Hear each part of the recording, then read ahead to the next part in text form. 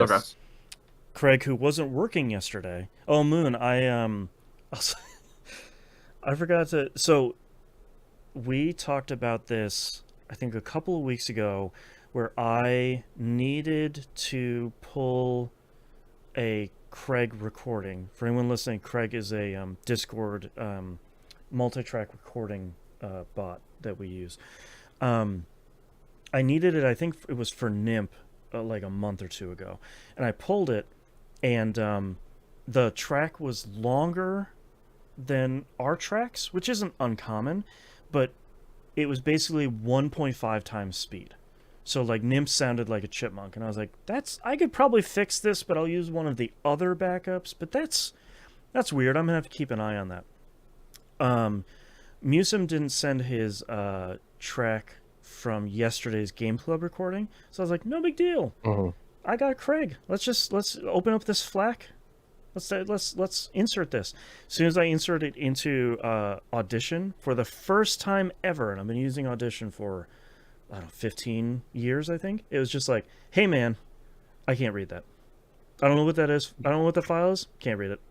Don't understand it. I was like, cool. Let me just delete that and get rid of import it again because I was importing a video file at the same time. Yeah. Video file finishes ingesting. I put that file in there and it goes, oh, okay, yeah, cool. I read it partially though. So I don't know. Whatever. Did you need that? And I was like, God, thank you so much, Audition. For the first time, you have really let me down. Thankfully, I take for the first time 3 backup recordings.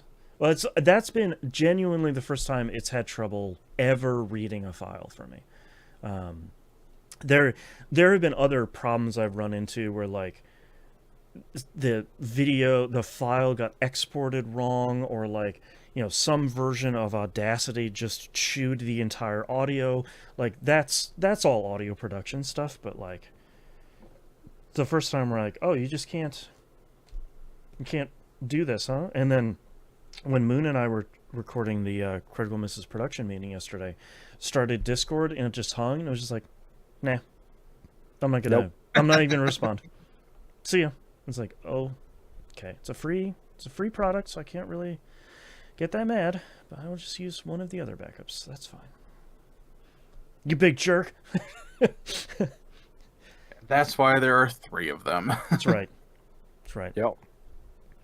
All right. Are you guys ready to get started?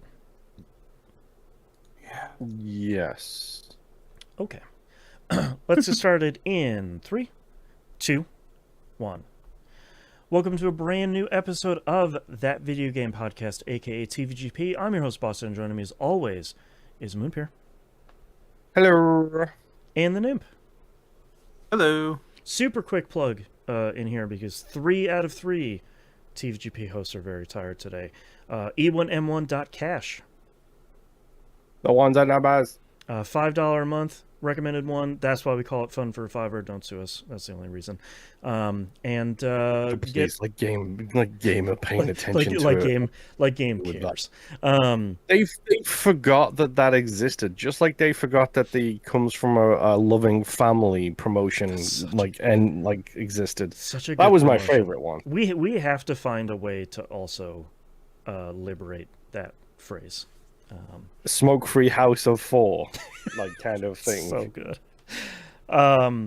Anyways, early access, exclusive stuff, Wayward Sons, production meeting for Critical Misses, all of that stuff over there. E1M1.cash. That one's the numbers. We have a brand new episode of Game Club out right now for Despot, a soccer game about people. If I remember correctly, that's what the developers described it as. A biographical and autobiographical soccer game that looks really wild. And I think we all kind of came away from that surprised about it. In what way? You'll have to listen to it and find out. That episode is available right now, even if you're listening to the live version of this episode.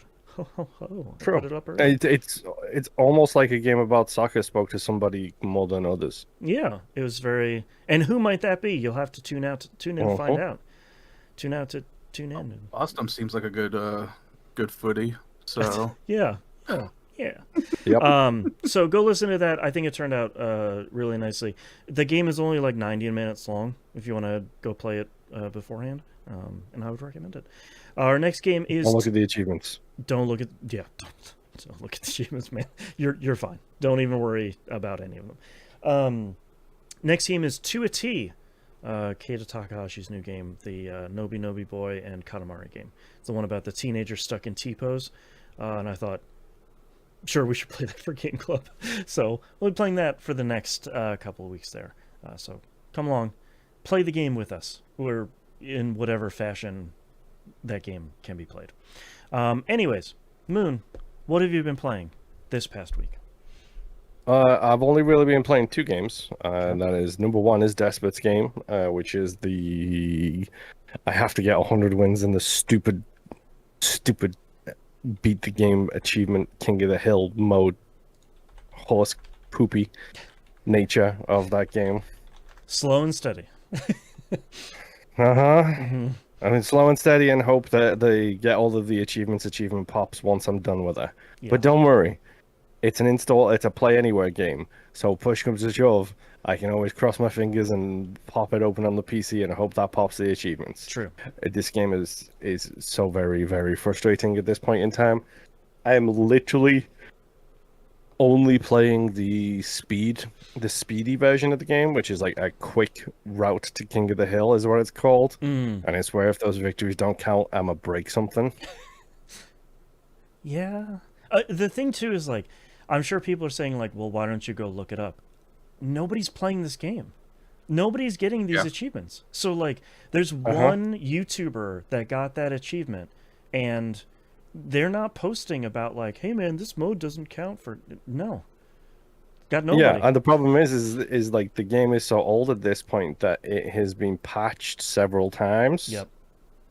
To the point where, like, in the guide for the vet achievement, which is what it's called, it's like, just so you know, these modes don't count, and then a response to that guide saying, hey, this mode does count, and then a response to that response saying, hey, it didn't count for me. Actually, and then a different one saying, hey, it does count, and it's just like, oh no. Yeah, huh? Please, stupid. just no.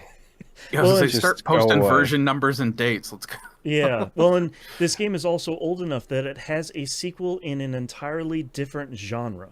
So, like, this game is aged. Yep.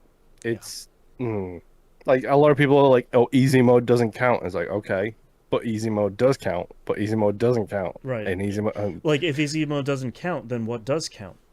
Non-helpful internet commenters on trueachievements.com. It's very annoying. And also, it doesn't have a tracker in the game, so it's just like, I have literally have on my OneNote, I have a notepad that says Despot's game wins since I started tracking them, and then I'm counting the mode and the number of wins I have. I'm at 25 now. Video games. 20. Hey, man. You're potentially the things we do for achievements. Yes, for the even achievements specifically. Right. And yes, I'm potentially 25% of the way there. Possibly a quarter of the way there. The problem with that sentence is the potentially word. That's the problem with that sentence. Which is just not great. Yeah. But yes, it is what it is. And honestly, I'm doing other things too. So, like, I'm listening to music. Go check out Critical Misses. I am, like, listening to podcasts. I'm tidying the basement. I'm getting paperwork ready. So it's like, oh, start the fight, run and do something else. Start the fight, run and do something else. So it's kind of not as grindy as you think. Plus, I don't want to think right now, so that's fine, I guess. Yeah. The only other game I've been playing is FBC Firebreak. Hey, who else has actually played this week? Me. I played it. Okay, Nimp is the disappointing boy here. I'm not going to have time to play it after this week. Right. And I'm playing some other multiplayer game. I mean, that's true. I'm assuming that's Div 2, but we'll get there when we get there. Boston, what kit did you use? I use the fix kit. Okay, so you're the fixer. I'm the wrench guy. I'm the Moistener of the group that I'm playing with. Nobody write that down. Stop it, Nimp. It's the opposite of the Firestarter, the B-side for the famous Prodigy song. Yeah. Yes, it's the cover by Aqua, the Moistener. Okay, you got me good on that one. Yeah, that's right. Yeah. Aqua, the water-based band. I got it all in one. I managed to do dad joke on dad joke on dad joke. We are the cartoon heroes, Moon. Mm-hmm. Anyway. What are we talking about? We're talking about FBC Firebreak. Oh, yeah, that's apparently. right. Post-it notes. Yep. So, where did you get up to? How many missions have you done?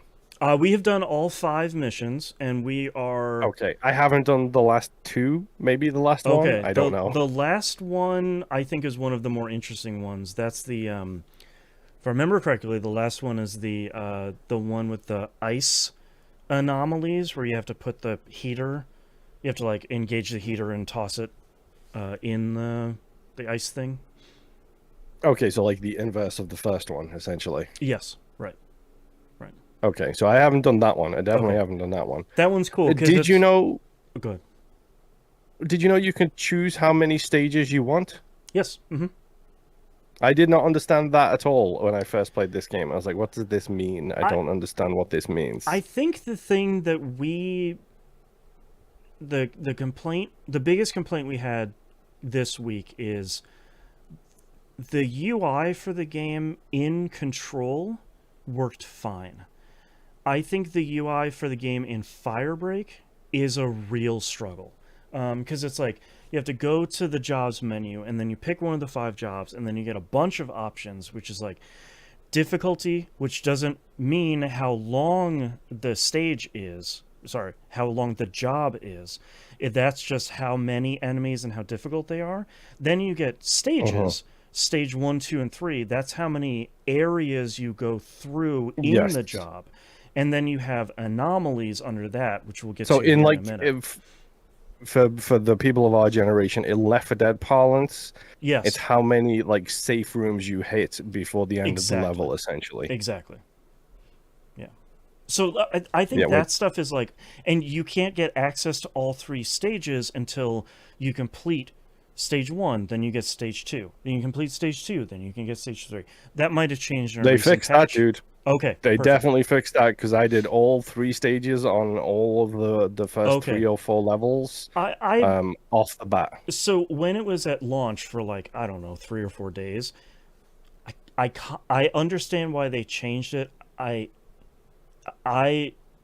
sort of don't agree with it, but before you'd have to do Stage 1, and then you could do Stage 2.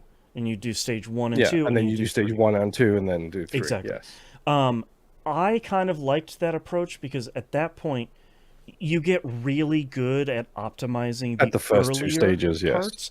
And like, a lot of stuff kind of builds upon, like Stage 2 will build upon what you did in Stage 1. Stage 3 will kind of encapsulate everything you did.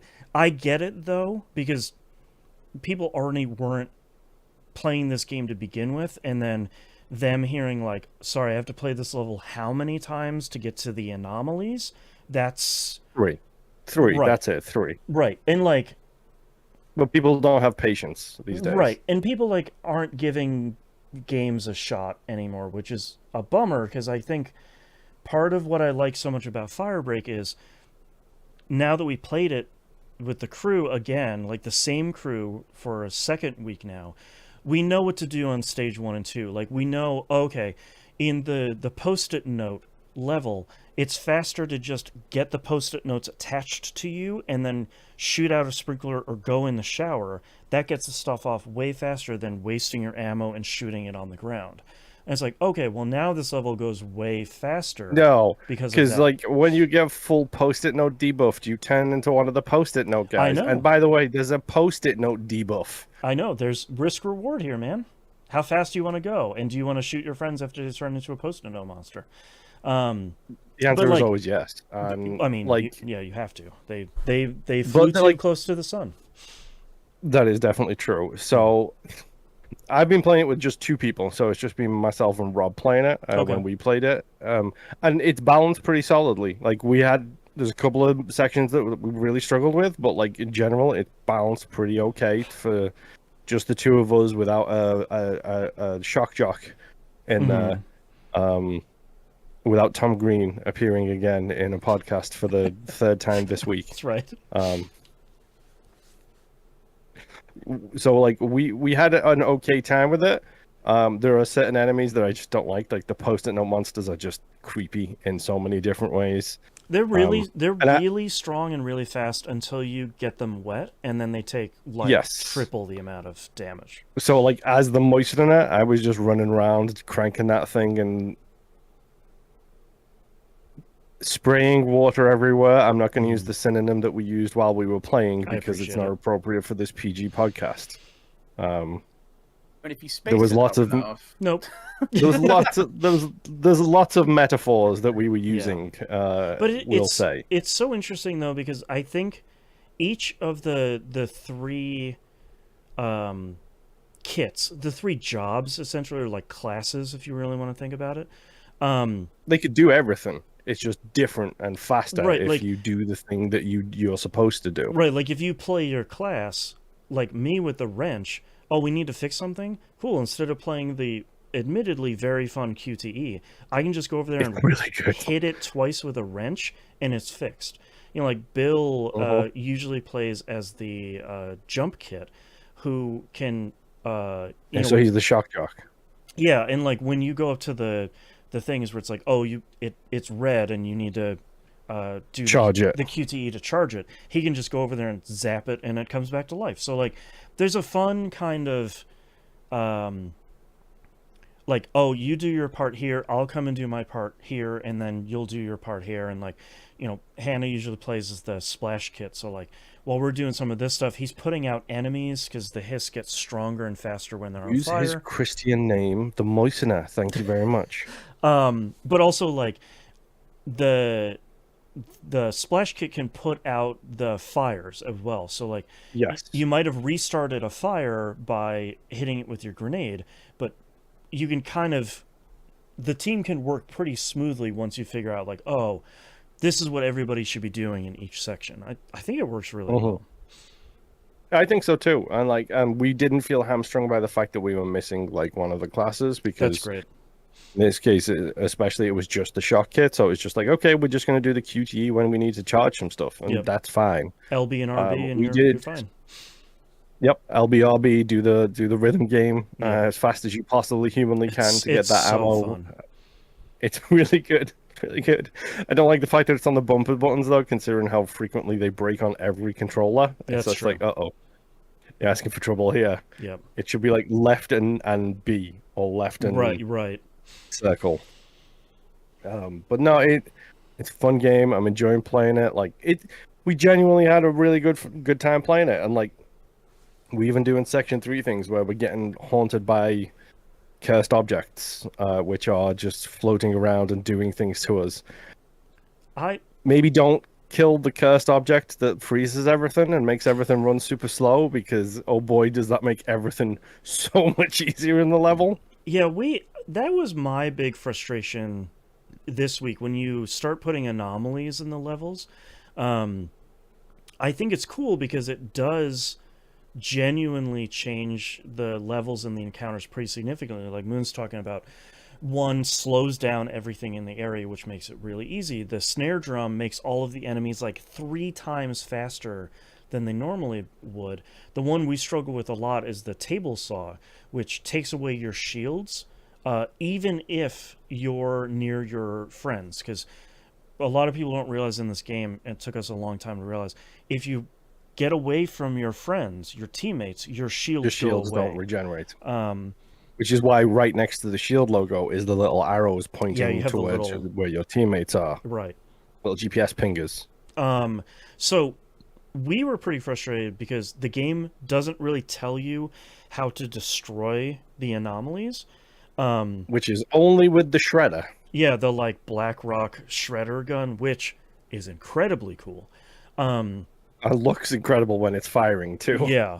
But we actually had to look it up of just like, hey man, we have tried everything to do this and nothing has happened. Like, how do we do this? I was like, oh, okay, well that makes sense that we would have to do that, but it's like the one thing we didn't try. So that was really our only frustration this week. But like, Yeah, because it's called like the cleanser, but if you're not paying attention to its name, it's not gonna stand out to you exactly what it does. right, it's like a rock shredder. Like that's what we were just calling it. It's like, oh yeah, they'll get the like rock shredder or the minigun or whatever. Like it didn't really click.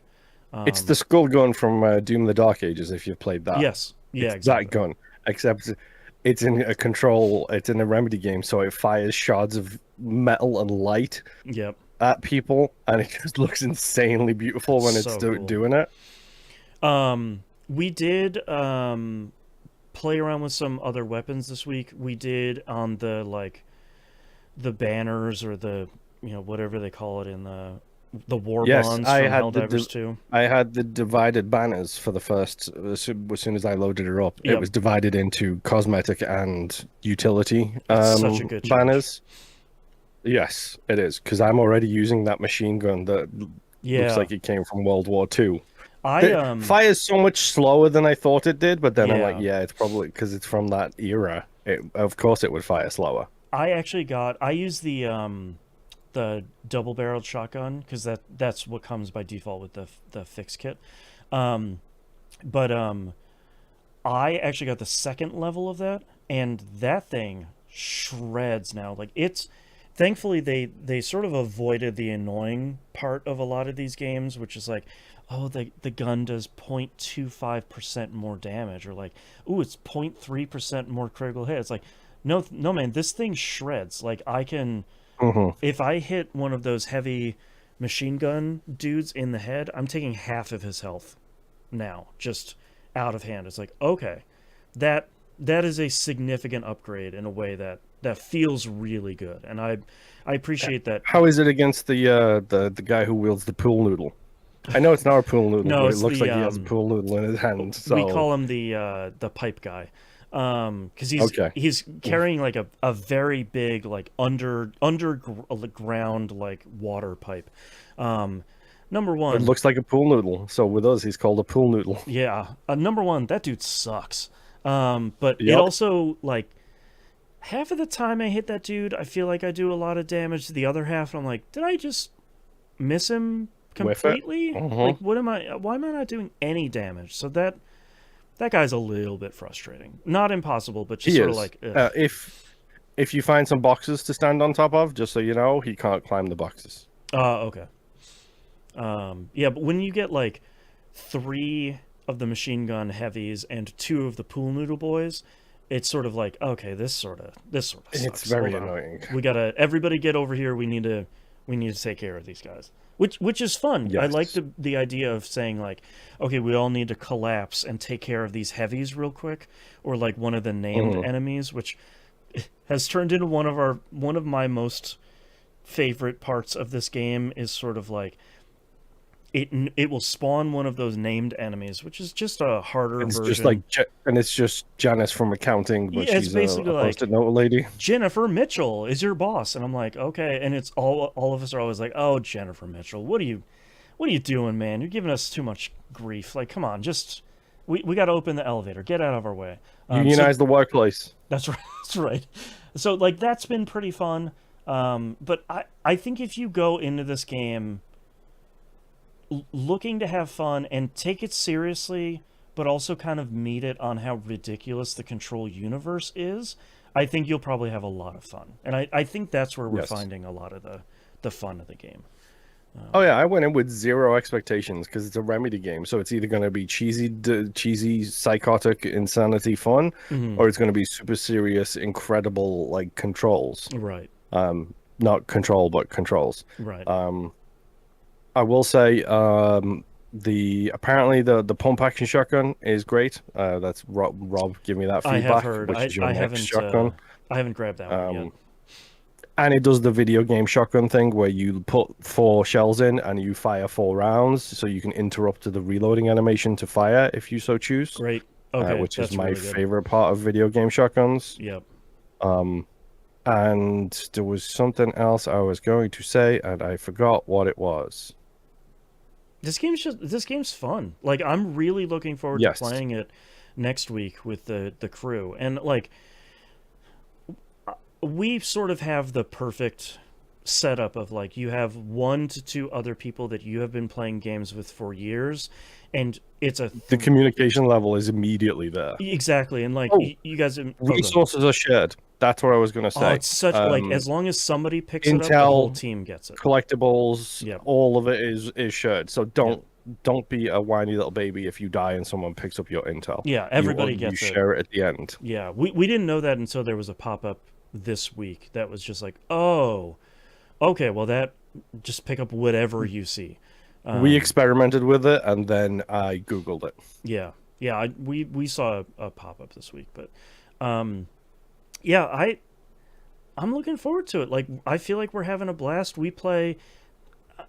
I think my only sort of minor complaint at the moment is that the stage 3 version of these levels can get pretty long. Not impossibly long, but I think some of them are sort of like, all right, that was maybe a little bit longer than I was looking for, but I think that's a case of the first time you play it, it's definitely the longest. Like, we really struggled with the fireplace one, and then we really struggled with the post-it note one. Yeah.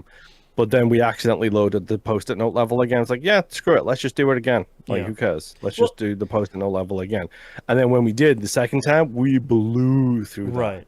Well, and I think that's one reason why I like that you can tell the game how many stages you want to do, of like, okay, I've got 20 minutes. We can blow through stage 1 of any of these levels and get out of the elevator successfully in 20 minutes easily. But if you're sitting there and you have a while, you can go through like a stage 3 level with 3 anomalies and kind of be in there for a little bit of time. And I kind of dig that you have that option even after you've unlocked the stage 3 version. Well, that doesn't apply anymore, but you know what I mean. Yes, but no, I like this game a lot. It's dumb, it's fun, it's quick, and like, we're just having fun, just messing around with that. Yep. Yeah, I really like it. I agree. Yep, but that's all I've been playing. Dimp, taking me to JRPG land, I'm assuming at this point. Almost. So, since I've beaten Claire Obscura, and I was talking about how it really wanted to play another Souls game. Luckily, one came out this year. Actually, a couple have. But the one that I cared about, it's called AI Limit, came out back in March. Okay. There is not a physical North American release for this game. Okay. So, went to Play Asia, imported a physical copy of this game.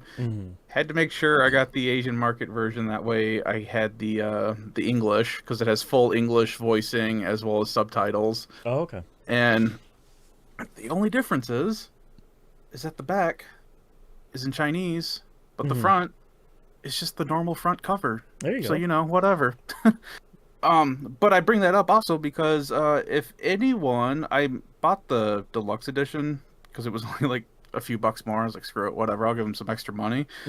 If anyone picks up this game or is thinking about picking up this game and you have an Asia PSN account, let me know, because I have the deluxe edition code. Oh, there you go. That can't be used because I have a North American PSN account. So yeah, let me know. I'll give that to you. From Nim to you.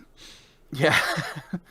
So this game actually took forever to come. I ordered it. It came out on like March 27th, I think was when it released. It's on PlayStation and Steam, and it's $43 normally. Okay. So not too bad. But when I ordered this back in March, there was like a whole bunch of crap going on. Suppliers were having issues getting this game. Didn't get it until like a week or two ago. It was like, cool, just in time for me to beat Claire Obscura and then start this game. Right. This game, the whole point of this is it's in the future. Humans are pretty much extinct. Mm. Your character wakes up in this, like, face down in this liquid. You later find out it's mud. Okay. And things are just bad because it's a Souls game. Yeah. Um, so, getting as far in as I have, you basically find out that mud is a substance that is all over the world and has made plants extinct. Okay. And you later find out, still in the beginning areas, that people are actually eating this stuff as well, Oh. because the only way to get any kind of sustenance is to eat this, because there are no plants anymore. There are Mm. no animals anymore. Like, this is kind of just it. Mm-hmm. And the more that I've played this and the more that I've been getting more lore for this from the game, it's kind of starting to feel like the gray matter thing when nanomachines first came out and Sure, everyone was right. freaking out.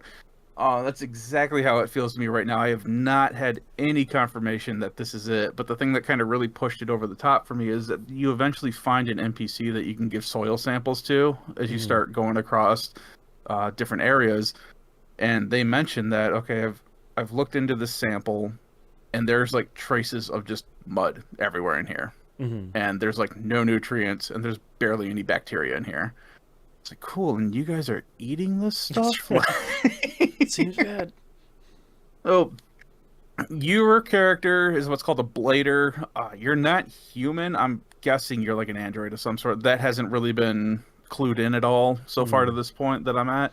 But it's a good assumption that you're an android of some sort. And when you start out, you have no memories, no nothing. Your perfect JRPG start. But when you get to your first branch, which is this game's equivalent of a bonfire, Mm. you unlock a memory that you get to watch. And it's real blurry. You have no clue what's going on. Your character has no clue what's going on. And you're basically led to believe that, hey, your mission in this game that you were given is you need to restore branches throughout the world. Okay. And there are two reasons for this: a known reason and an unknown reason. Okay. The known reason for your character is if I restore more of these branches, I will unlock more of my memories. Okay. Cool. The main reason you've been given this task is because after a certain amount of these branches have been restored, this thing called the Great Tree is supposed to restore the world. Mm. Whatever that means. That old chestnut. Yeah. You come to find out as you play more, it's been like over a century, and branches have been restored before you came along. No one has ever seen this tree. No one even knows that this tree actually exists. Mm. Pretty much everyone's given up on trying to revive these branches or restore these branches. Okay. It's like, all right, cool. So now that's your task to deal with. It plays like a normal Souls game. The only difference is you do not have a stamina bar at all. Oh, So interesting. you can dodge as much as you want, you can attack as much as you want. The only thing you have to worry about is your sync rate. Okay. And what that is just above your health bar, you've got like this longer bar, and it's usually, depending on what you have equipped, is cut into sections.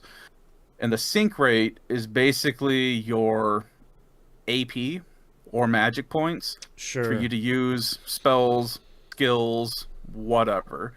So an example of this would be you get a skill or a spell fairly early on that lets you fire basically a rail gun from your hand, and Super it projects. Yeah, and it's got really long range. It's really great. Whenever you use that, it uses up, I think it was like 25% of your sync rate. Cool. Okay. Okay.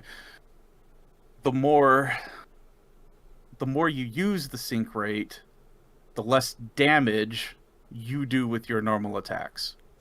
Ah, okay. So 100% sync rate, you are doing your normal 100% damage. The less sync you have, the less damage you do. Interesting.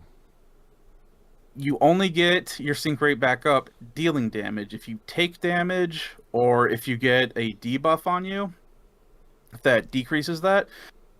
Like, it's just constantly decreasing. Using spells, using abilities, getting hit decreases that sync rate. So it's like this weird balancing act that you have to kind of play with it to try to keep it up within a certain level, so that way you're dealing whatever damage you can be dealing. That's interesting. It does, once you get down, and like I said, the sections change. I'll get more into it later, but once you get down to like this gray area of the sync bar, it will automatically regenerate up to a certain point, and that will allow you to use either a spell or an ability or whatever one time before it goes back down and auto regenerates, but it only goes up to that point. From that point on, you have to deal damage to something for it to continue to fill up. Oh, okay. So there's that. The let's see, where are we at on this? You've got like a whole bunch of different weapons. Like when you first get to your first branch, it tells you, hey, here are the weapons that you can pick, and it's like a longsword, dual blade, or a great sword. And because I'm me, I'm like, no, I want the great sword. This thing's like 3 times longer than the woman who I'm playing as right now. Right. So yeah, I want the big stick. Let's go. You later start to get frame abilities. The first one that you unlock is a counter, which is basically your parry or your repose. The next one that you can find is your shield, and this other one that I just found was called Piercing Claws, which that one you deal damage to yourself, and then you start dealing extra damage, and you can build up a debuff on an enemy. It's fine. But as you continue playing this game, you start to look, it's like, okay, do you want to have the big stick, or do you want to be like a caster class kind of thing? Just like any other Souls game, for the most part, you can put your points in however you want, but this one only has 6 stats. There's like health, vitality, which helps with like your stability and conversion of crystals. What was the other one? There's another one in there that I'm forgetting off the top of my head. There's strength, technique, and skill. Okay. Does it have a luck stat like most of these games? No, this does not have a luck stat. Oh, interesting. Okay. But health was the other one outside of vitality. So you can choose to put them in however you want, just like any other Souls game, depending on the weapons you're using. Some of them have certain things where it's like you have to have like 12 in strength to use this weapon, or you have to have like 16 in technique to be able to use this weapon. Same thing with spells. The more spells you get, certain ones require you to have a skill level of, whatever to use them. And they're pretty good and varied. I found like a healing spell within like the first hour of playing the game. Okay. Haven't used it at all.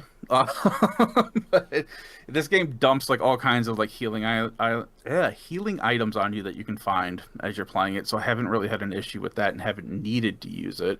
But I did recently unlock a like a rocket launcher thing where basically both your characters' arms turn into like these rocket launchers that shoot out like 3 rockets each. All right. They all go out and home in on whatever you're locked onto and do a fair amount of damage. So there you go.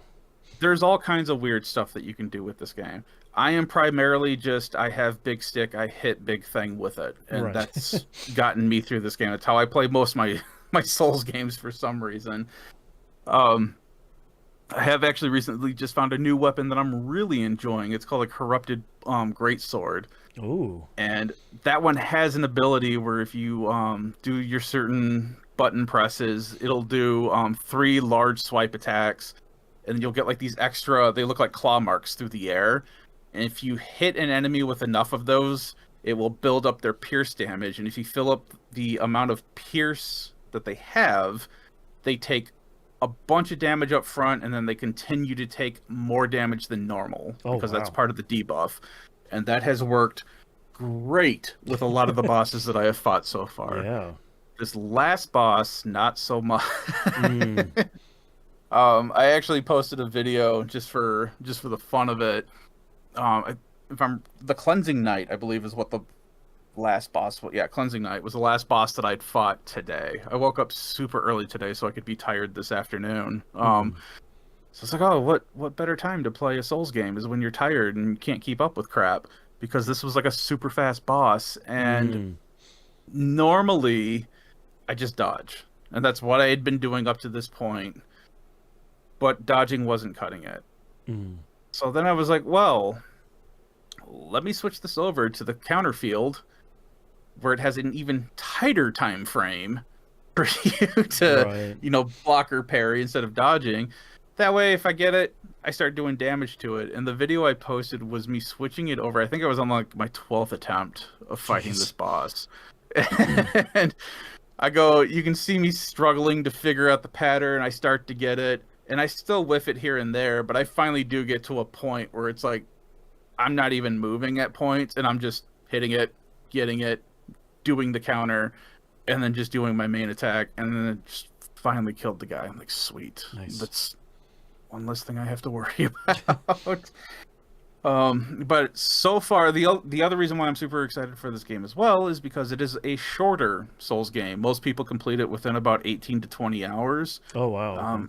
I'm about 10 hours into it right now, and I looked up a guide today, and I'm kind of split between two areas because there was kind of a fork in the road, and I went down one path, and it seemed like that was going to be super long and arduous, so I went down the other path, which had this boss at the end of it, and that path continues, so I'm like, well, let me go back to this other one, but according to a guide, I am about halfway through the game right now. Okay. And that's all I need. It's like, Great. okay, cool. I got steady progress going through here. So, but it's another anime Souls game, and so far between this and Code Vein, Anime Souls has not failed me. So Right. I'm just having the time of my life with this game. It has been dumb fun, and I am Nice. super looking forward to playing more of it. But we'll see. Things are about to get busy again. So, Yeah. but yeah, AI Limit. If you want a quick Souls game, check it out. It's been a ton of fun. My last game for this week, which may no longer be a transition game anymore, depending on what happens, is Division 2. Oh, yeah, I played a bunch of that this week. Well, I know you did this week, but you've also got another darling that's out there. Yes. Yeah, that we'll talk about more about that here shortly.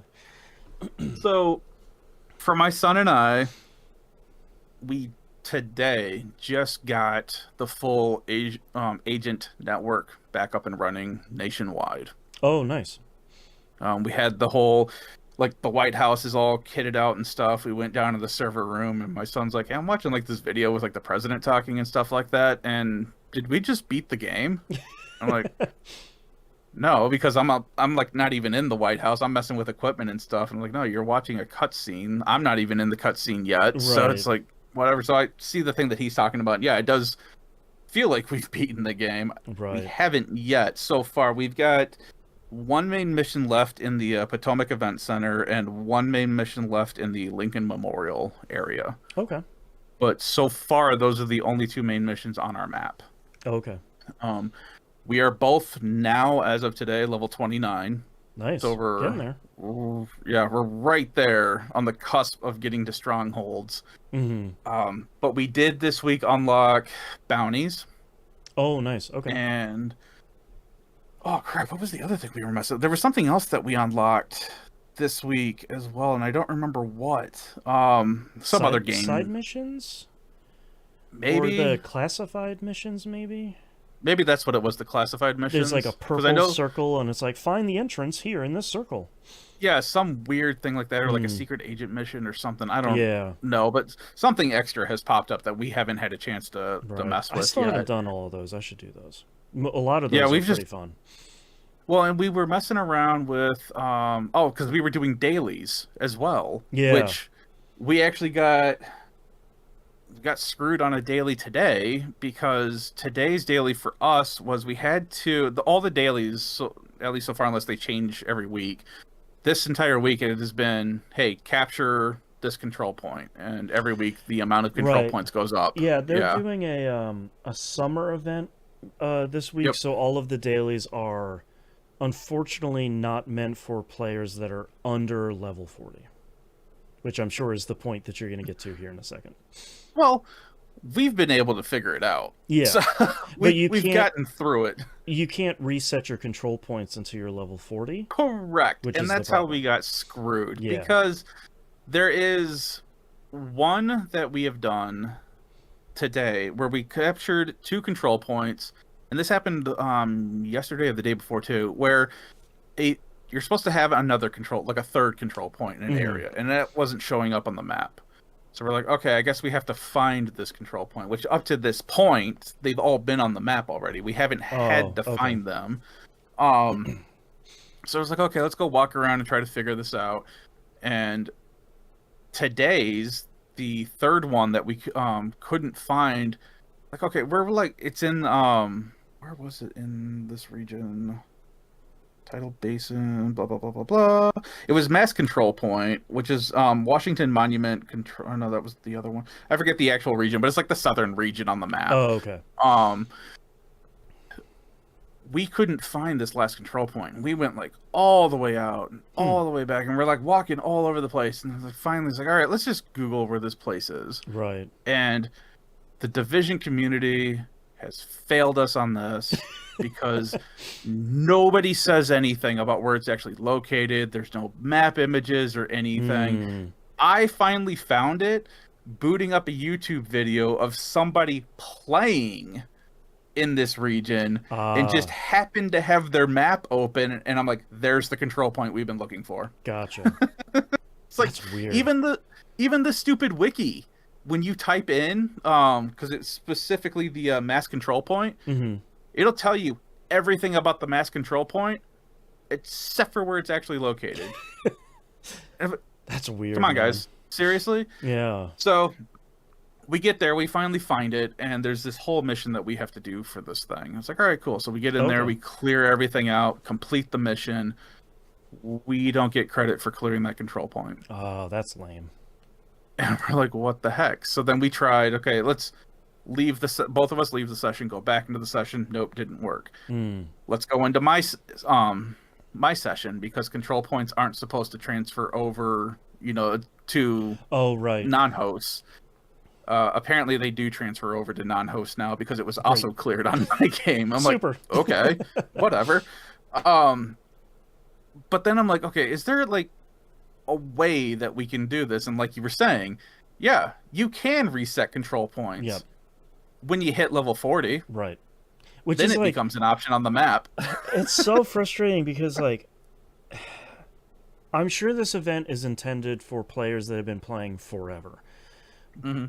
But this game just went on Game Pass, and it's had like a real resurgence lately. Dude, there's so many low-level characters on here now. Yeah, I'm seeing a ton just sort of all over the world, and it's just like, it's really frustrating because like I've been reading the Division subreddit a lot of like what are things that I should be looking for, like what are things I should be doing, like are there any like missions that I'm missing or stuff like that, and the number of people that are in your position of like, I cleared out this control point and it says I need to clear it out, like what do I do? And it's like, that's a fair question, but like, yeah, you need to get to level 40 and then you can push right on the D-pad and say reset all control points, and it's not available before then for some ridiculous and that's reason. the problem, because a lot of people who have been playing this forever being very helpful and just telling you, oh yeah, just right click on your, like you were just saying, just right click, do this, and the rest of us are like, that option's not there. Right, that button. And everyone's scratching their head because it's been 6 years since they've, so everyone's like, no, that's how we do it. I'm doing it right now. And it's like, dude, I am telling you, that is not there. Kind of thing. It's really weird. Yeah, but and I know why they do it, because once you finish the game and you hit level 40, the map changes, and like the Black Tusk invade the map regularly. So like it's a totally different map, but it's still really frustrating for brand new players that are sub level 40. Yeah. And the only other real frustrating thing that I came across today was I had been randomly getting, like, I just call them loot goblins because that's what they are, but like these random guys running through the map, and then you gun them down because they're charging you, and then all of a sudden they just shoot out just like tons of loot. Oh yeah, the loot goblins. Yeah. They have there's a name. I never remember what his name is, but he has some of the funniest sound design in this game because he's wearing like a gigantic, like overstuffed sack, and he makes this like jangling metallic noise as he's running around the map. And yeah, when you knock him down, he spits out like 8 to 10 weapons and gear and mods and all sort of stuff. Yeah. And he actually scared me because I just came out of a control point that was ours, and Mhm. all of a sudden I hear like this thing jangling and running right at me, and I just unload on this Yep. guy. And so I get like a bunch of Christmas stuff. I've Yes. got like the Caroler rifle. Uh-huh. I think the other one was called like the squirter or something like that. It basically looked like a super soaker, Yeah, and it does like no damage. it's a super soaker. It's Um, really great. So they yeah, actually they just changed him, and up until like 2 weeks ago or so, you couldn't get the like Christmas or a bunch of the other seasonal event items unless you did those events however many years ago. So they yeah, it actually was like just 2024 was another one. I think that when they started right. doing this or something, but So they just actually updated him so that whenever you run across him, and the number of things he drops scales with your difficulty. And basically he just spits out a bunch of seasonal stuff, and like you said, some of it is joke stuff of like, here's a super soaker, it does no damage and it just bothers people, and some yeah. of them are like, there's a Christmas backpack I just got that So basically the I got that one today. yeah, like you throw a Yeah. grenade and the grenade explodes into like fireworks basically. So that's number one, he's cool and he's funny, but also I appreciate them giving people an opportunity, people like us that haven't played for a while, or kind of are new or returning to the game, a chance to get some of these kind of dumb, fun weapons. Well, and I really appreciate it too, and I'm going to appreciate it more later because I put all of that stuff in my stock inventory and Yeah. went into it today, and none of that crap is in there. All of my Christmas stuff is just gone. Okay. And I'm like, what the heck? There is a bug right now with the stash, that Okay. it'll say you'll be in there and you'll be like, all right, I've got like 35 out of 450 slots filled, and you'll log in next time and it's empty. You can, from what I heard, you can fix it by logging out and logging back in, or like going to New York and coming back. But it looks like they're going to fix it in the next patch. But Okay. that has been a I'll big keep an eye thing where on it's that, like, but cool, I had 250 items in my stash and now I have 0. And it's not even just like a visual bug of like, it says you have 0 but you still have the stash, it's just empty, but the stuff is still there. yeah. Well, and that's the weird thing too, is that because I had other stuff that I had Right. dumped in there earlier in the day that was there, and I could pull it out because that's super what weird. what I was doing was my inventory was full. We were just about to go into a new mission. Mhm. So I was like, cool, let me dump all this crap in here because my bag is full. I need the room. So I come back in, I pull everything out of there. Mhm. And then as I'm starting to dismantle stuff, I'm like, where's all my Christmas stuff? Because for us, everything that came out, it was all level 30. So it wasn't anything Nice. that we could use yet. And it was Right. all red. Oh, So I'm okay. like, where's all my Christmas crap? Right. And I look in my inventory, it's not in my backpack. I look in my storage, it's not in my storage. Weird. So I'm like, what the heck? Hopefully it's still there. If not, you run into that guy Hopefully. pretty often, so Yeah, I was gonna say, I think I've run into him like 2 or 3 times now. Yeah. But I was like, well, that was that is something new that I didn't need to be annoyed about. Yeah. So- but at this point right now, my son and I have opened up the entire map. The only thing we have not messed with are strongholds because we're not level 30, Right. and the dark zone because that doesn't seem like a thing we should be messing with just yet. Because it's an unwaking nightmare. Yeah. Yeah. And then what is it? And that's pretty much it. How, like I said, we played a lot this week. Yeah. With my headset's only good for about 2 hours because they're mostly meant for playing music, not necessarily taking calls, but it can do that. So being on a call for about 2 hours and 14 minutes seems to be the threshold of my headset. So There you that's go. about as much as we've been playing daily with this. Right. And yeah, we've just been having a blast playing Yeah. this game. We're looking forward to beating this and eventually getting the DLC. I don't know if we'll do it right off the bat, but Sure. it is something that we're looking at getting both DLCs for this. Yeah, both But- of them are really good. I'd recommend both of them. Well, And plus, the other like, weird thing. you still have like the Descent, the roguelite mode. You have the Summit, that 100 floor mode. Like, Yeah. I think. There's a bunch of crap we haven't even touched yet because we're not at the appropriate level to even know it exists yet. Yeah, exactly. Like, I think all of that stuff was free. If not, it comes with like the first DLC. But I think once you hit 30 or 40, it will probably pop up on on the map, and you'll probably Nice. be able to do seasonal events too. Yeah.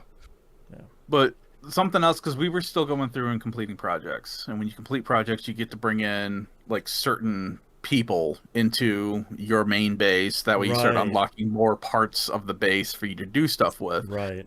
And one of them that we unlocked was the barber, which allows Yeah. you to change the way your character looks. Yep.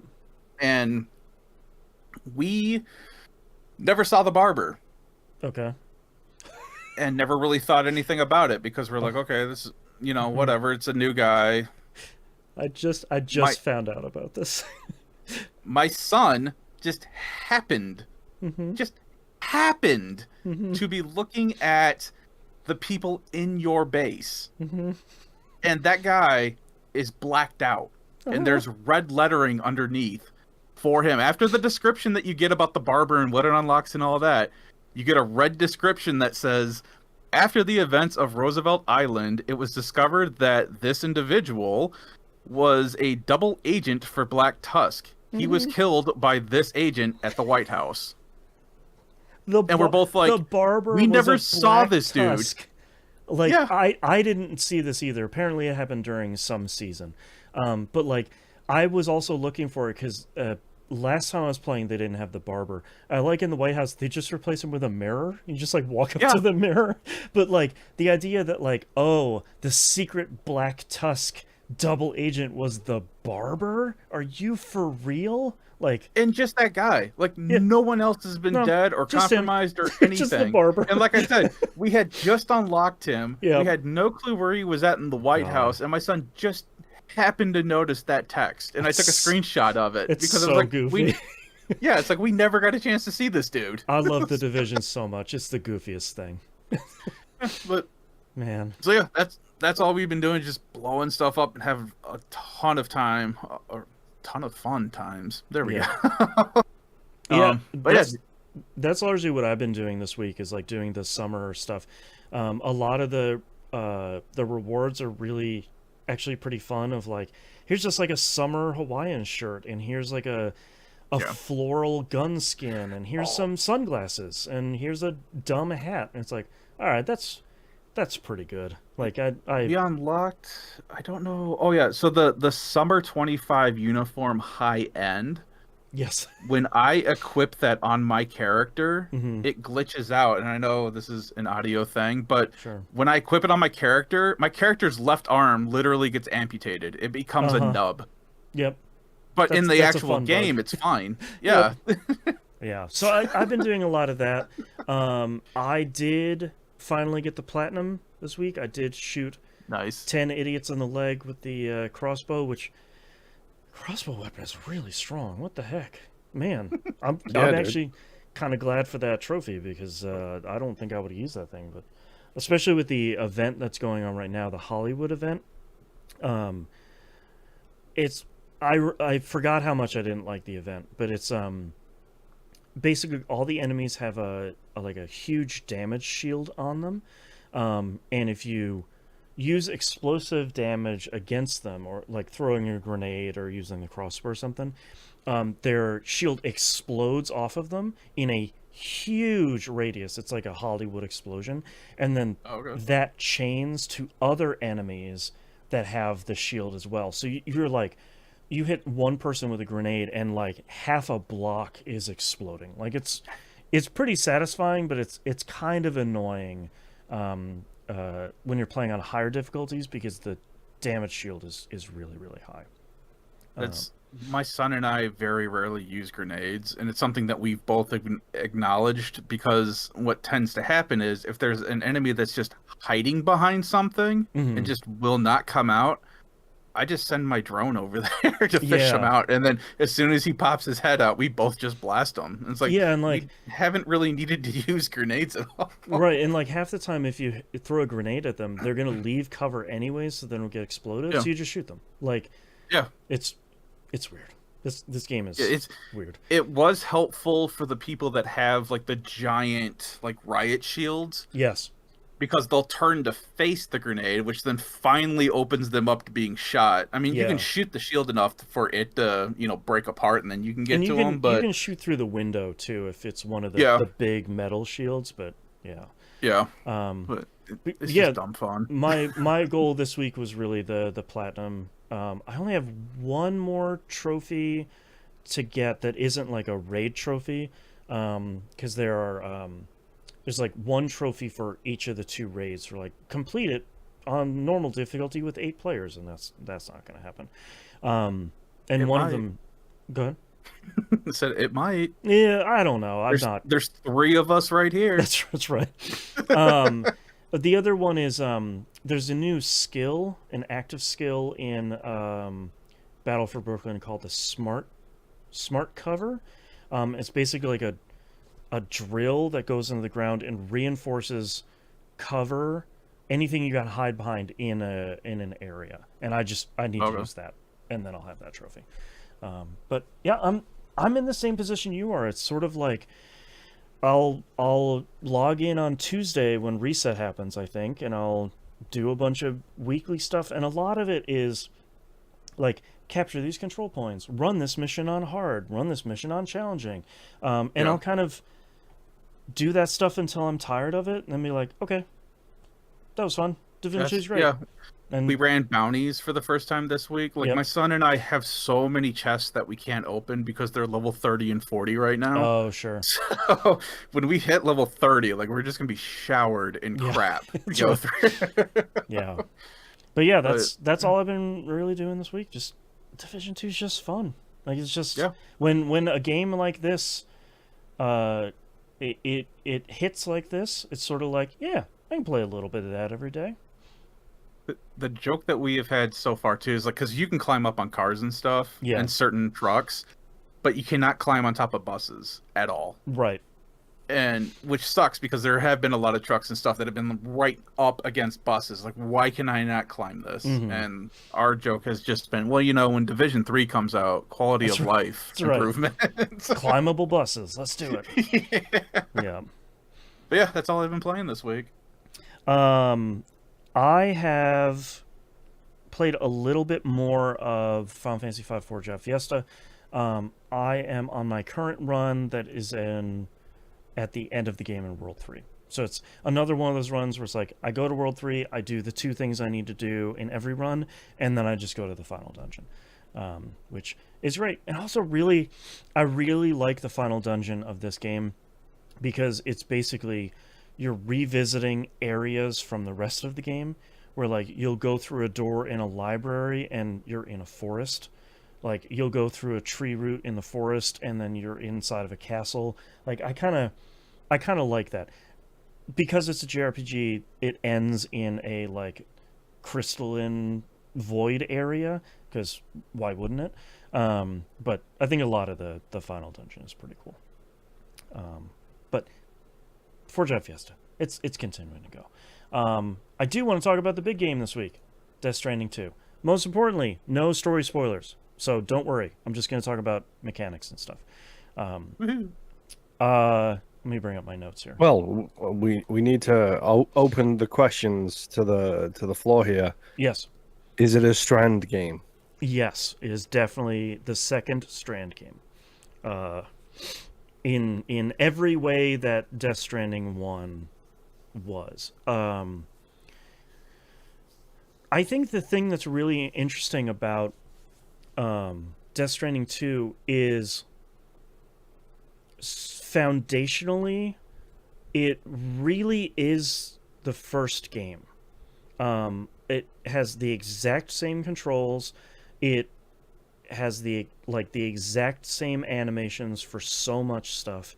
It even, like, the beginning of the game opens in a smaller area and then very quickly you get into a much larger area. Like, it's really kind of treading the same ground the first one did in a way that I think they take advantage of in an interesting way, because they have a Death Stranding 1 recap available from the main menu. And I went through it, and it was Dead Man voicing it was like 17 pages, but like pages is pretty thin. It's basically like an image, and it's like, Sam, do you remember when we X, Y, and Z, and you remember who Heartman is, and here's Heartman's deal, and you remember Mama? And it's like, yeah, I remember them.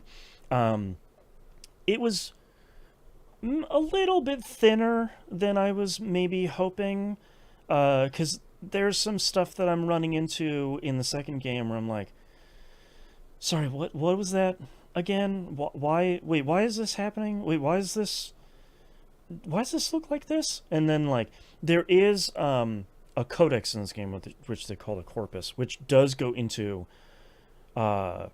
pretty significant detail on stuff. They actually add new pages to that during cutscenes, which I really appreciate. So you can hold the options button when it pops up and be like, oh yeah, here's Die Heartman, and you can open that up and be like, I remember him from the last one. He had the mask, and here's his whole deal, and the UCA and everything. So like, it does pause the cutscene for you to be able to read that, and then you can go back into it, which I greatly appreciate, because sometimes they're like, hey man, you remember this thing from the game, the first game? And they're like, one of the things is like, remember the ha and the ka? And I was like, nope, sure don't. That not a thing I remember. So head in there, and I'm like, oh yeah, right, Kojima. Yep. Right. So I do appreciate that they have that there. I will communicate this very clearly. You have to have played and finished the first one. This game does recently not, or in general at all. And I'm gonna say finish very discreetly, or very distinctly, because this game just picks up. It says a 1 year after the events of the first game, and if you didn't finish that first one, the game doesn't really care about that. They're picking up at the beginning, and it's just you better hold on for the ride, which I appreciate, because unlike the first game, the second game just gets right into the gameplay. And the first game is sort of infamous for being like, this is my mom, the president, I'm Sam Porter Bridges, it's an allegory. Like, there's a lot of groundwork for them to lay at the beginning of the first game, and in this one it's sort of like, yeah man, L2 and R2, you remember how to do that? Tough, get delivering, we got stuff to do. And I think that works pretty well for this game, and I think it manages to sidestep, for better or for worse, a lot of the like story like bog that first game got stuck under. I think, again, no story spoilers, but I think the other side of that is that the cutscenes in this game feel abrupt. And I'm in chapter 3. Chapter 1 and 2 are very quick. And I'm in chapter 3 where they kind of take the training wheels off, much like how they did in the first game. But like, there are a lot of cutscenes where I'm like, oh, okay. Oh, that's the end of, okay. That's, sure. Okay, bye. That's back to delivering. Keep on keeping on, I guess. Okay. So like, I'm curious to see how much. I'm sure this will be a Kojima game, just like all of them are, and there'll be some 2.5 hour long cutscene at the very end of the game that I interact with every 30 minutes and walk for 20 seconds, and then like, yep, all right, more cutscene, here we go. Yeah, you'll have an interaction point just long enough to stop the screen from dimming out. Exactly, you get it. So like, I'm kind of two minds of it, because I like Kojima stories and I like Kojima cutscenes, so like, not getting a lot of them at the beginning of the game I feel like is really good, because you're avoiding the problems with the first game. But if you're playing the second game, I feel like you're kind of in it 110%. So isn't that the person the cutscenes are made for? So I'm not entirely sure. unfortunately. There are a bunch of quality of life changes that I think are pretty big improvements over the first one. I actually sent a DM to Bill Siford this past week because I was like, hey man, was this in Death Stranding 1? And I couldn't remember, and I thought, if it was, I would have stepped off of a cliff multiple times in the first one. And he verified it wasn't. So basically, as you're holding, if you hold L2 and you push X, he takes one step to the left. If you hold L2 or R2 and X, he takes one step to the right. And if you hold both of them and hit back and X, he takes one step back, and then forward and X, he takes one step forward. So it's a shimmy. No, it's like one very distinct step. But it's not like, it's so weird because I don't. Why would you need that? I don't know when I'm going to use it, and maybe I will later in the game. I'm not sure. But it's this this is when you do have to shimmy across something sideways. Maybe, but like so far, it's weird because my muscle memory for Death Stranding 1 is still locked in. Of like, I'm holding L2 and R2 the entire time. If I have to stop and like turn, I'm going to just stop and I'm going to rotate Sam, and then I'm going to go in a different direction.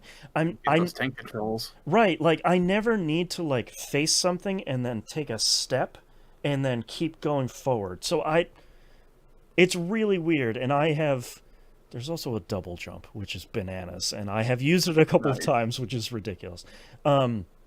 But like, it's one of those things of like, I know I'm going to hit this by accident at some point and just step right off a cliff and just, like fall for 30 minutes. So hasn't happened yet. But I can feel it in my bones. It's going to happen. Where it's like you have your pack filled so high, and they're forcing you to walk through an area that you have to walk sideways like that through.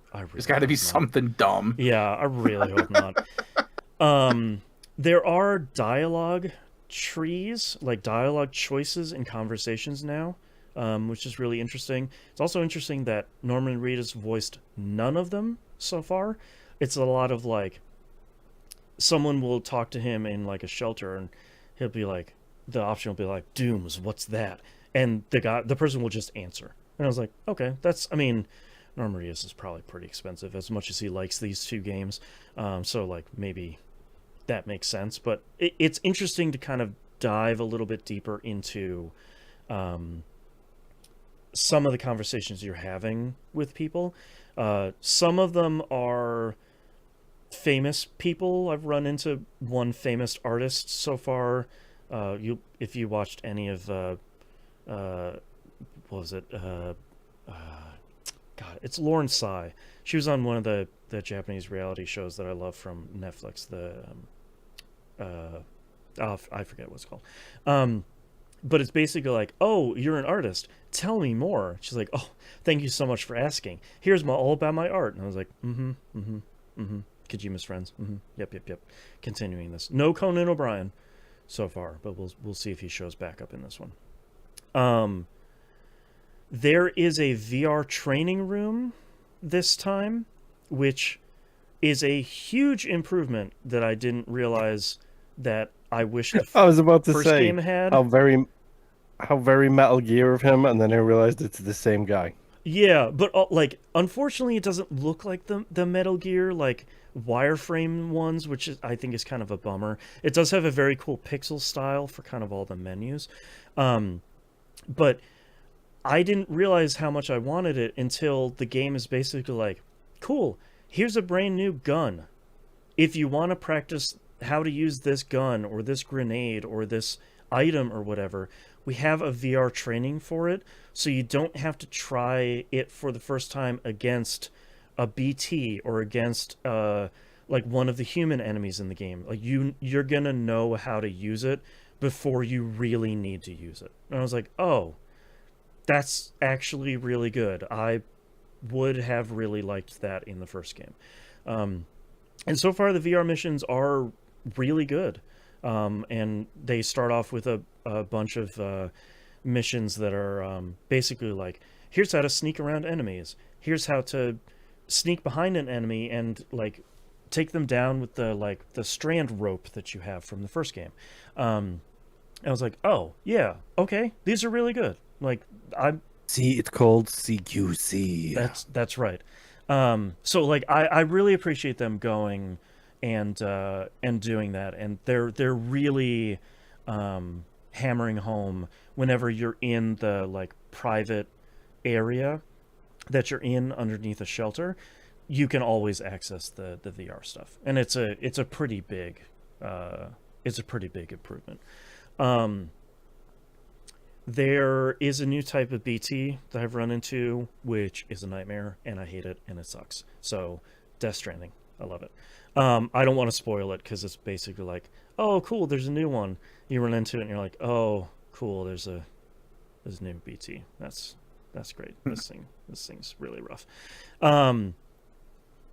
I to get a negative out of the way, I'm pretty disappointed in a game that released in 2025 that there are really no accessibility options. Not even like colorblind stuff, but also you need to hold L2 and R2 in this game pretty much constantly, and there are no options for toggling those or anything, which I'm sure a lot of people say, well, that defeats the purpose of the blah blah. But number one, shut up. Number two, again, I will say it, and I will say this until I'm dead. I want more people to play video games, and just because you have different needs or you want different options, or the game is too difficult for you or whatever, that's fine.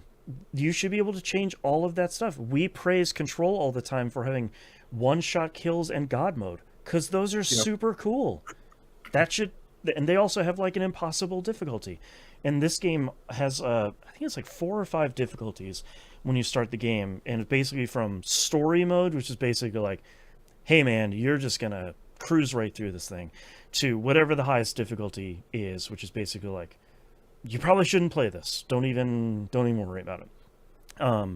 So to not have any of those options feels like a real bummer, especially when so many studios, and I feel like a lot of PlayStation studios, have done a really good job of fostering those accessibility options.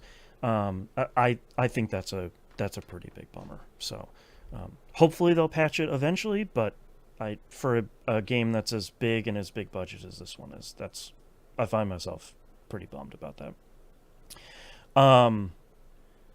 Quality of life stuff. Another sort of accessibility thing here. The majority of the first game was green, like the ground and the rolling hills and all that stuff is green. The majority of this game is brown. So like deserty or kind of craggy brown colors. They didn't change how the names of packages and items that are laying around in the world, they didn't change the color of those. So in the first game, when it was light blue on green, it was fairly readable. In this game, when it is light blue on brown, it is nearly impossible to see, in a way that is pretty frustrating. And I thought I was the only one and did some searching. Everybody's like, hey man, I can't read this stuff. Like, what am I supposed to do, especially when I'm looking for stuff out in the world and it's 300 meters away and I can't read it? It's like, yeah, okay, sure, yeah. No options to change those colors, as far as I'm aware, which is a bummer. One of the big quality of life changes they've made in this is you don't have to accept side quests anymore. So there are still 2 types of orders. One is the standard orders, and then you have your kind of main quest orders, just like in the first game. But in the first game, a lot of times it'd be like, hey man, I lost my shirt 500 meters away, washed downstream when I was taking a bath. Could you go save it for me, St. Porter Bridges? Thanks so much. You're the best. those just show up on the map now. And you don't have to accept them or anything. They show up on a separate menu, and they're just always there. So if you run across them while you're going from point A to point B, and you run across like $5 for this city, you can just pick them up when you're on the way. You don't have to say like, oh, of course, you wanted me to pick up something during this incredibly treacherous, like going back to this incredibly treacherous bandit camp, that I could have just picked it up while I was there. Thankfully, they kind of avoided those issues. Awesome, this time. because that is the absolute worst of, Yeah. I was just there, why could I have not Right. just grabbed this? Right. And there are some missions like that, but a lot of them are like, I need you to go to this bandit camp and eliminate all of them, and then come back to me and report that you've cleaned them out. It's like, okay, that's a different type of mission, so I'm okay with that. But like, Yeah, but still, you could have been like, well, good news, buddy. I That's just right. came I from did there, it. and they're all dead. I haven't tried that. I wouldn't put this game past it to do that, but I haven't done that yet. So I might try to do that in a future area. But we'll have to see. Fragile in this video is really throwing me off right now. Oh, with her hand arms. Yeah, Uh-huh. I'm Yeah, listening to super you weird, talk, man. but I'm staring at her. And just Like, in your that is head, it's the just weirdest. hands. Yeah. She's got extra hands. Yeah, man, It Kojima. reminds me of the Super weird. what is it? My Hero Academia. There's one of the superheroes that has like like all these extra hands. Yeah. That just float around, and that's what, especially when it was covering her face. Right. That's what it reminded me of. Kojima, man. Oh my I don't gosh. know. I why I think love you're these talking about games. General Grievous, but yes, okay. Yeah, exactly. So like, I appreciate that there are a ton more quality of life features.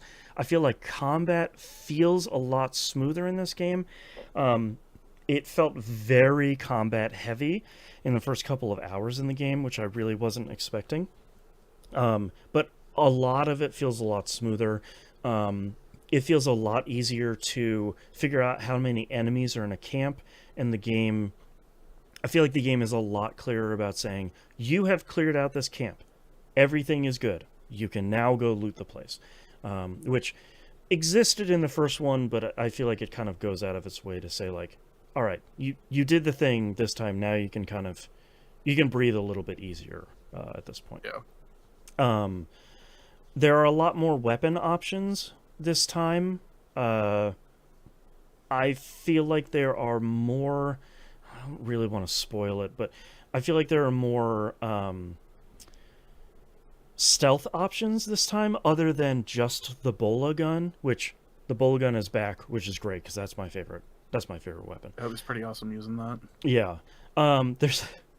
There's also a set of guns in this game that are MP guns. And they are basically effective against multiple types of enemies. So they will do damage to BTs, and they will also allegedly knock out but not kill human enemies. I'm sure you can kill human enemies in this game if you really want to, but thankfully it seems harder to do this time, which is greatly appreciated because the game is still like, hey man, maybe don't create You don't want to a white void out or whatever it's called. Yeah, That's like it. void out. outs still suck. Please don't do those because it blows up the game. I never did that in the first game. I never did. I went out of my way to never make that happen because the game was like, you're gonna blow a hole in this continent if you do it. Which now I want to, because from what I remember people saying, if you do leave a body there that you've killed for it to void out, like it changes the map. It does, yeah. Like it blows a crater in the map, and it's just like, hey, man. And I kind of want to do it now. Right. To be fair, I have created void outs during boss fights, but the game just says like, okay, we're gonna reload your save point. And it's like, that's fine. That was on me. Stupid boss fights. Stupid hard, dumb Death Stranding boss fights. But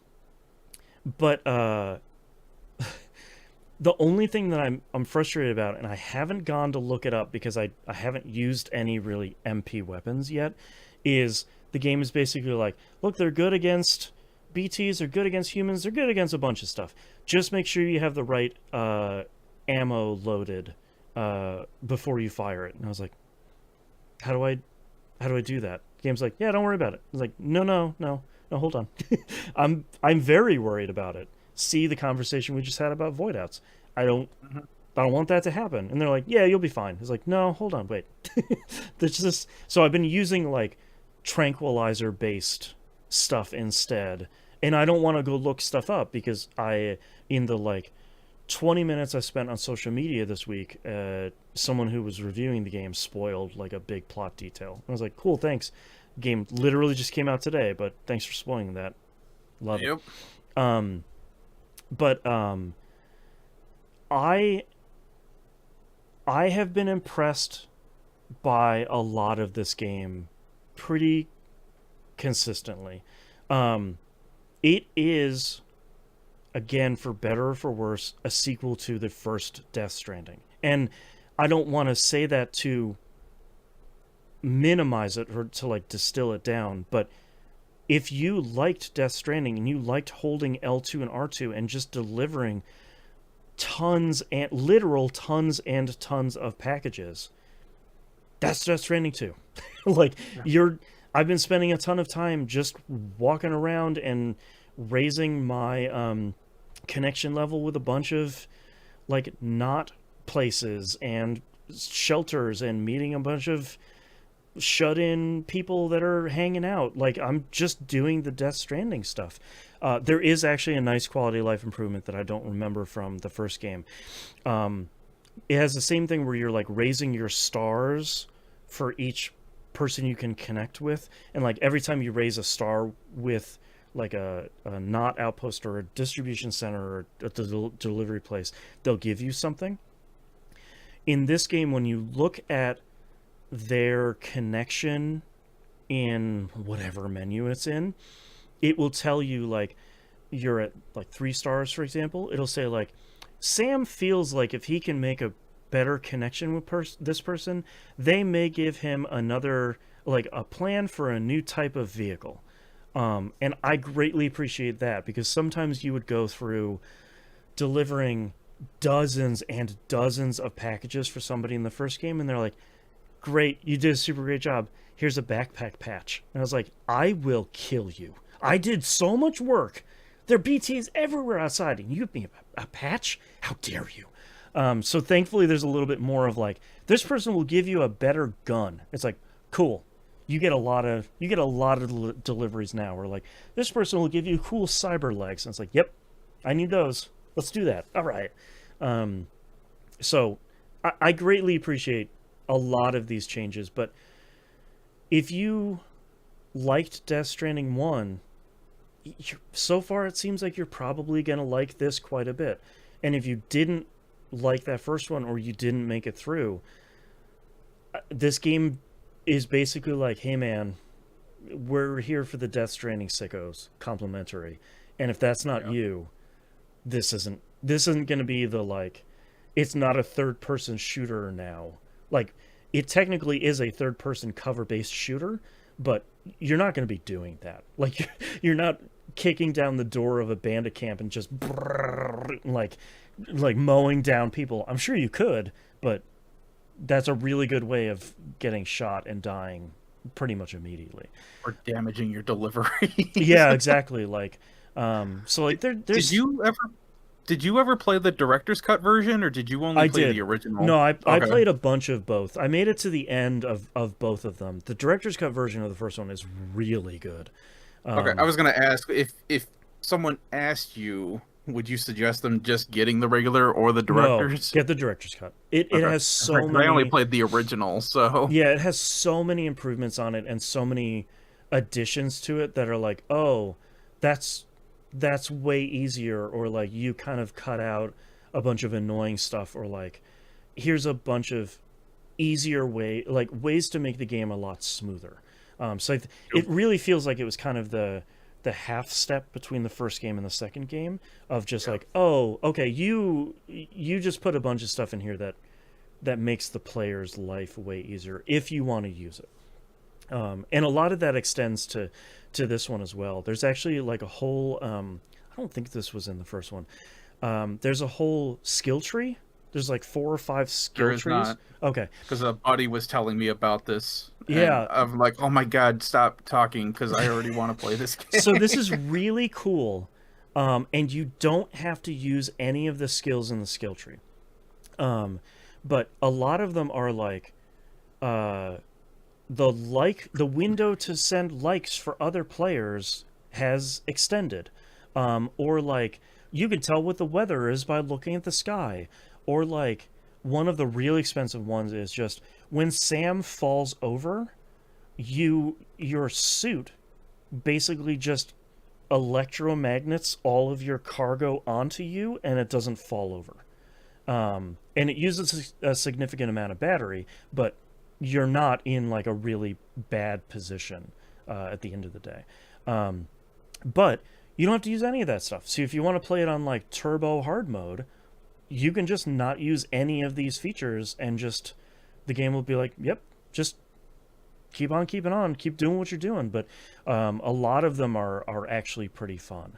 And there's a bunch of new systems of like, you can ask for aid from other players. Like you can plant down one of those hologram signs is basically like, I really need like, I'm next to a road that needs like 320 more ceramic.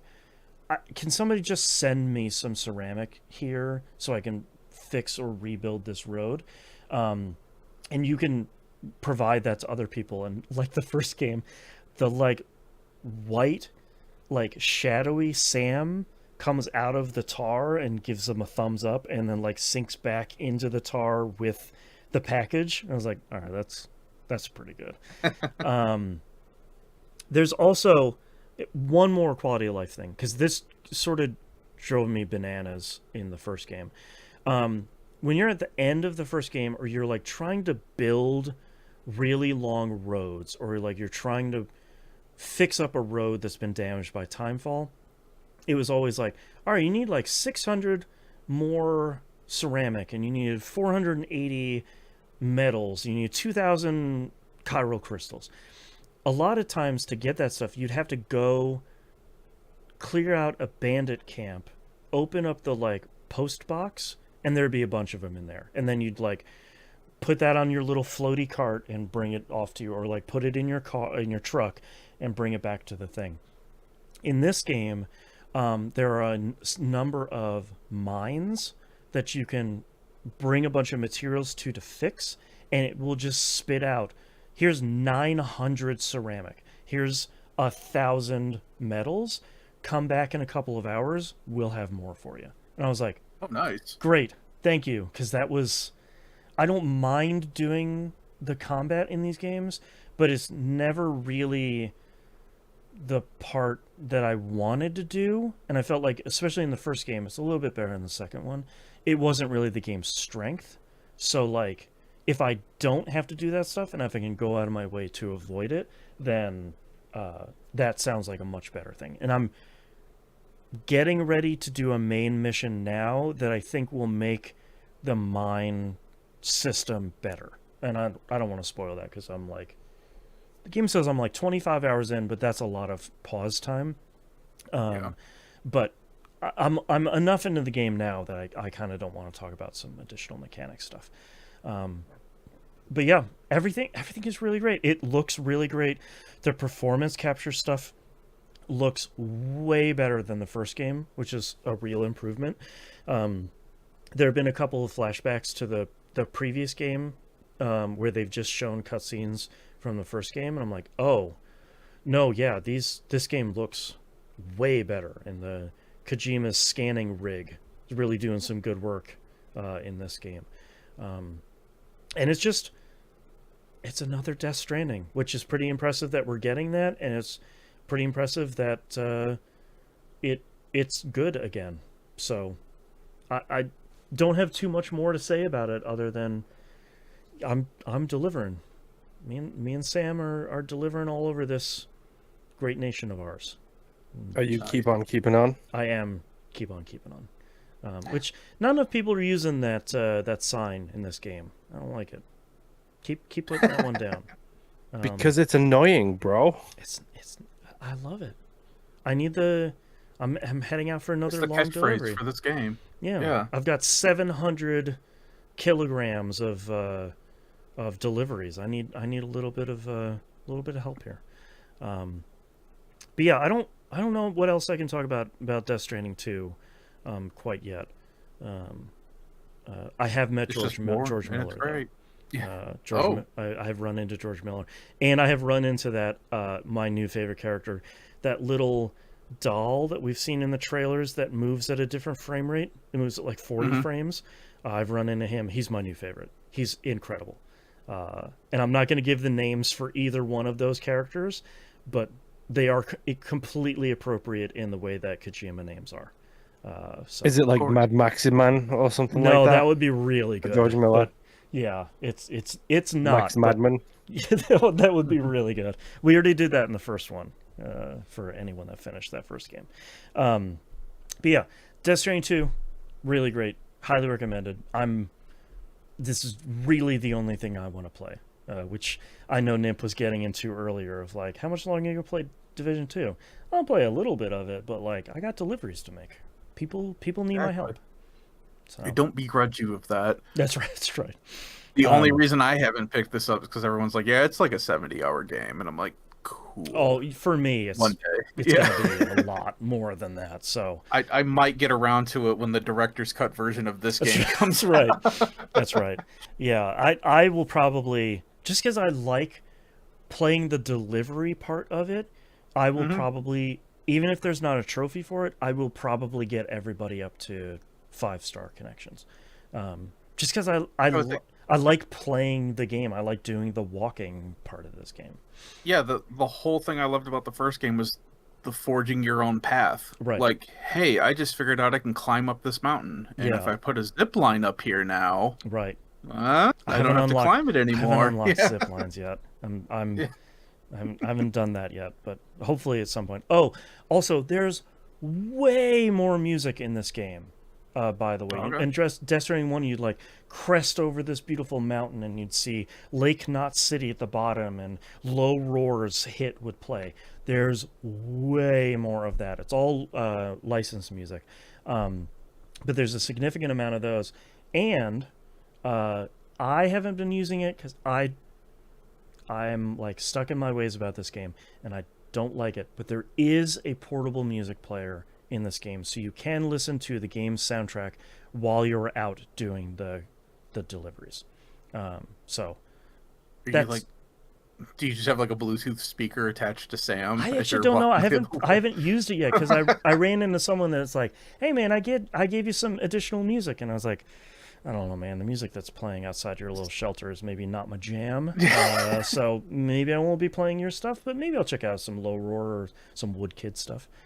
Just Does it come with like podcasts, like the Metal Gear games used to come with? I haven't found any Metal Gear Solid 4 podcasts, which is the first thing I thought about of like, if there is any game that maybe necessarily... I mean, Kojima literally has a podcast. Right. Why is it not in this game? That never really 100% aligned with MGS4, but if there's ever a game that fits that perfectly of like, all right, I'm doing my commute, put on my programs, put on my podcasts. But I haven't found any yet. Maybe I'll find a podcaster in some shelter somewhere. I was like, could you imagine if Kojima did make it so that way his podcast just updates in the game? That's what MGS4 did. Everything. I know, but that's what I'm saying. It's like, yeah, like, it's so perfect for it. Like, come on, Kojima, put the podcast back out. Bring what was that guy? I don't remember what that guy was that hosted the MGS4 podcast. Bring him back on. He was great. Yeah. Anyways, I could keep talking about Death Stranding 2 forever, and I so far really love it. That's not a super surprise, but if you like Death Stranding 1, you're probably already playing it. If not, you'll probably really like Death Stranding 2. Nice. All right, we only have 2 releases this week, so we're going to blow through them here real quick. First up is Mecha Break. This releases for the week of June 30th, I should say the thing. Mecha Break comes out on series consoles and PC. This is a multiplayer mech game where you can kind of customize mechs and sort of do mech versus mech battle stuff. It looks pretty cool. I haven't heard about this until now, but like, you want to do some high-flying, fast-moving mech business with a bunch of other people. This looks pretty cool, man. From my understanding, this is free to play. Oh, I should have looked that up. I'm not 100% because right now I just pulled it up on Steam just to see if they have a price on it. You can preload the game right now. It's been in like beta forever. Oh, sure. This has also been on my games league, fantasy league, for like ever now. That's where I recognize it from. Okay, yeah. right. Because I had seen a video of this and it's like fully customized mechs. Okay, yeah, no, I'm interested. That sounds like me. Yeah, I'll draft that game. Yeah. So that's coming out this week, and then Firmament comes out on PS4, PS5, and PSVR 2. I somehow missed this. This came out on PC and PC VR platforms in 2023. This is from Cyan, the Riven and Mist team. They basically in 2023 made a new one of those, and I was like, oh, dang, okay. I went to go look at some reviews. Most of the reviews are like, Firmament is a missed opportunity. And I was like, number 1, how dare you? Number 2, I guess I don't need to read your review now. So like, yeah. I guess that's an okay. If you're gonna open with that kind of joke, then yeah, like it's good. I guess I'm picking up what you're putting down here. Yeah. But yeah, that came out. That's coming out this week on PlayStation platforms and PSVR 2. That is our episode for this week. Thank you very much, everyone, for listening. If you'd like to visit us, you can do so at tvgp.tv. Everywhere to find and follow us is on the right-hand side of the page. Talked about Patreon earlier over at e1m1.cash. The ones I know about. $5 a month tier is a recommended one. Anything above and beyond that is for your rich friends only, or you if you're feeling very generous. I'm not going to turn down your money. If you can't support us financially, please like, comment, subscribe on the YouTube videos. Please, if you can leave a positive review on whatever podcatcher you're looking at, stuff like the Apple Podcasts or whatever Google is calling theirs now, because they keep saying like, our platform is dying and rising in the ashes of the phoenix over here with a very similar sounding name. Or Spotify, all that stuff really does help, and helps any podcast you like. That really does help discovery, and it pleases the algorithm, which is all that we are here for in 2025. All right, that's all we got this week. Thank you so much, everyone, for listening, and we'll see you all next week. Bye. Bye. All right, we already know what the title is going to be this week, but Nimp, let's go through your titles. All right, I have Smoke Free House of 4. Yep. The B-side Prodigy song. Mm-hmm. Post-it note debuff. That's a good one. Not control, controls. Finished very discreetly. And last minute entry, it pleases the algorithm. All right, Moon, what do you have? Wait, what do you think is the title this week? Well, let's see if either one of you wrote it down. Smoke Free House of 4, came from a loving family. The problem with that sentence, the Moistener, the cover by Aqua, the post-it note debuff, Pool Noodle Boys, Janice from Accounting, Is It a Strand Game, and Max Madman. Hold on, I gotta write down Max Madman too. I have, my first one is probably the title this week. I'm the Moistener. I didn't write anything related to that because you had such a strong You reaction. immediately said no. I know. I tricked you guys. Mud is all over the world. Climbable buses. Post-it note debuff. It pleases the algorithm, and Mad Maxman. I mean, is it the Moistener? Are we going to go with that one? It feels like it's either I'm the Moistener or the Moistener. I think the All right, let's go with Moistener. I'm the Moistener. I think it Really, you want to go that way? yeah, 100%, dude. It's the I've Prodigy got that song. accent, you know. I've got that accent. You know what I'm saying? Mm-hmm. All right, I will circle I'm the Moistener. Boy. You get one free one a year. No, in all honesty, Well, it's we just waited 6 months. it's We too waited weird 6 of months a for this one. yeah. It's too weird of a title not to use. Mad Maxman was like a close second. That one's really good. Okay, I I'm don't ready. even like. I can't get my my in the right frame for the show to come up with an appropriate The thing that I was initially thinking of is a power washing joke. If I had to come up with jokes. You sure do crank it on that thing, let me just say. Mm-hmm. Which doesn't help with the And see, analogies I'm not this is allowed the to say on this show. He pulled you right back in the gutter. Yeah.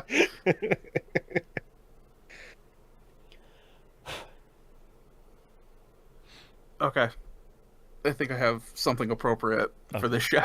Also, R.I.P. Keith Flint is also an appropriate one. You can say that too. Yes. Yeah. All right.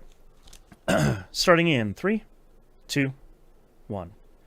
This is That Video Game Podcast, episode 923 for June 30th, 2025. I'm the Moistener. Check out the B-side of Megalomania. We just use a little Mr. Bubbles over here that also works as lotion. All right. Thank you very much, everyone, for listening and watching. We greatly appreciate it. And we hope we'll see you next week. Bye.